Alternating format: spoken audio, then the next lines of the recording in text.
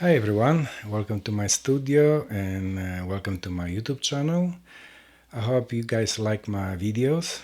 Today I want to show you how paint with Bristle brushes, which mainly designed for oil paintings and acrylics. Yeah, that's right. I'm gonna use Bristle brushes for watercolor, and hopefully you like the presentation.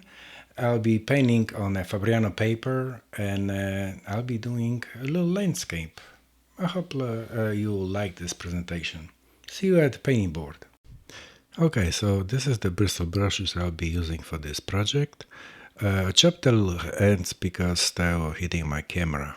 So sketch is done. It's simple. I just get it from my memory. I can see it right now. I'm doing not washes, but more like layers. Normally, if I will use the watercolor brushes, I'll be doing wash one or two. And in this case, since I'm using bristle brushes, I will be doing layers. Start from light to dark, like you see it. So far, it's so good. No paper doesn't buckle like normal in the washes. So this is just like second layer. What I like about watercolors that you can reuse the dry watercolor, like you see on the right side. I have a little containers I was using from previous paintings, and now I can just dip a little water and I can reuse them over and over, like you see right now. So far I'm using, I think it's a bristle brush number 4 filbert, and just kind of doing first layers of the background of the trees, actually between the trees. And I'll be continue this till I cover whole paintings, and then I come back and redefine the whole ideas and paintings and see it I can come up with. Even in this close-up, you can see it. It's a bristle brush. It's working great. It's more like a dry brushing, but a little bit on the wet side, and it's just working great. I mean, I just love it. I think I'll be continue using bristle brushes for my paintings on a paper or on a watercolor ground. And in this close-up, you can see it using where's a filbert.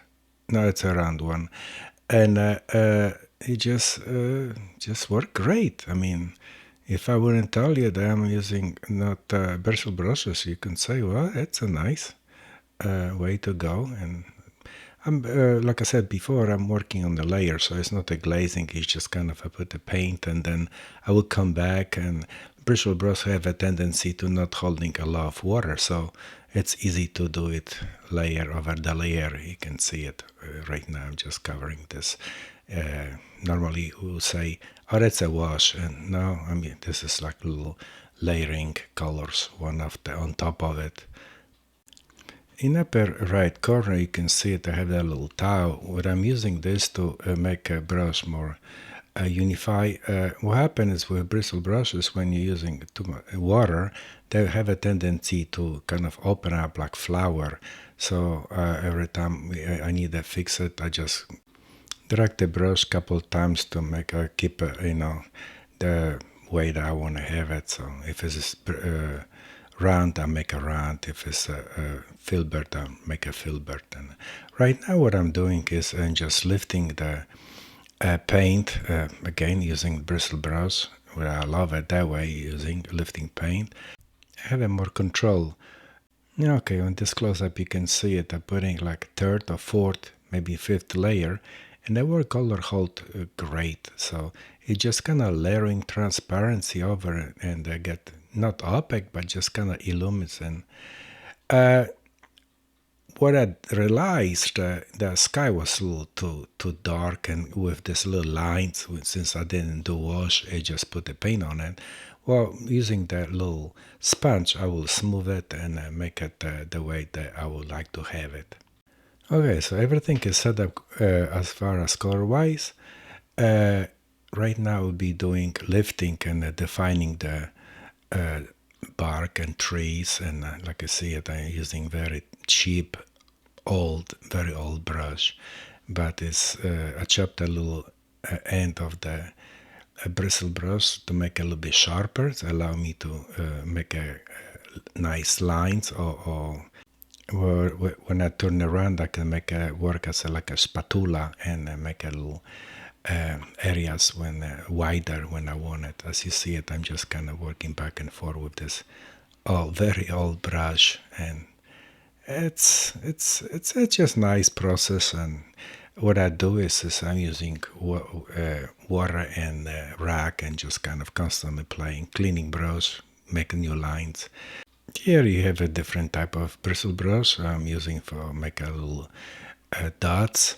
That helped me to, when you look at from the distance, that will make a little lights and something like a floating in a background of the painting. And in a close-up, you can see it how my brush is working. It's an old brush, but allow me to a little water, and I can soften the paint, and then I'm gonna lift it with a rag, and this is what you have, this effects, kind of like illuminescence of the background. And from the distance, I realized it was not enough saturation in the painting, so I use gouache painting to make a little bump in the color and in a certain areas to make it more vivid and show some kind of grassy bushes with a cadmium yellow and amber. Okay, painting is done, and I'm gonna just sign it so everybody know who did it. It's all those little things I was showing you that will work for the paintings, in my opinion. On this kind of little zoom and a close-up, you can see those little dots, little touching of paint, hard edges, work perfectly in a close distance. You can see it, how much is going on there. But from the viewer perspective, you will see it just nice, well done painting of the landscape. I hope you like this presentation, and I'll see you next time.